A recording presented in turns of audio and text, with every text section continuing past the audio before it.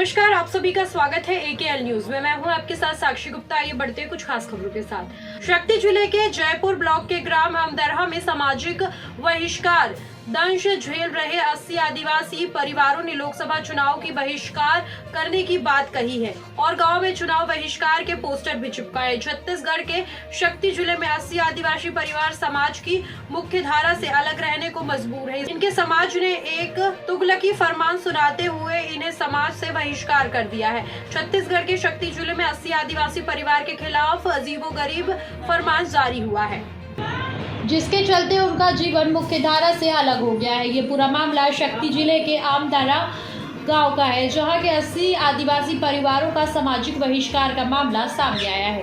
पिछले 3 वर्षों से बहिष्कार का पीड़ा झेल रहे इन परिवारों का जीवन समाज के मुख्यधारा से अलग हो गया है। यही नहीं, इन आदिवासियों पर समाज के ठेकेदारों ने 23 लाख रुपए का जुर्माना भी लगाया है।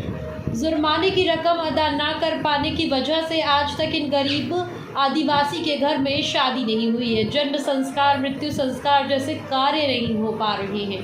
बताया जाता है कि अगर कोई भी व्यक्ति इन परिवारों का साथ देने या फिर संबंध जोड़ने की हिमाकत करता है तो उसका भी सामाजिक बहिष्कार किया जाता है और 3000 रुपये का जुर्माना भी थोप दिया जाता है। इस उत्पीड़न का नतीजा ये है कि चाहे कितनी भी बड़ी विपदा इन आदिवासियों पर, जी हाँ, इन आदिवासियों पर आ जाए, उनके रिश्तेदार चाहकर भी इन गरीबों का साथ नहीं दे सकते। गांव के इन 80 परिवार में 2 दर्जन से अधिक विवाह योग्य युवक युवती जिनकी शादी नहीं हो पा रही है और इन युवाओं के परिजन आंसू बहाने को मजबूर है। पिछले 3 साल से ये जुर्माना और बेबस आदिवासी परिवार न्याय की आस में दर दर भटक रहे हैं। इन्होंने इस मामले की शिकायत पुलिस अधीक्षक से लेकर कलेक्टर तक किया है, लेकिन न्याय इन्हें आज तक नहीं मिल सका है। ऐसे में अब ग्रामीण गांव में पैम्पलेट छपवा कर वोट का बहिष्कार करने की बात कर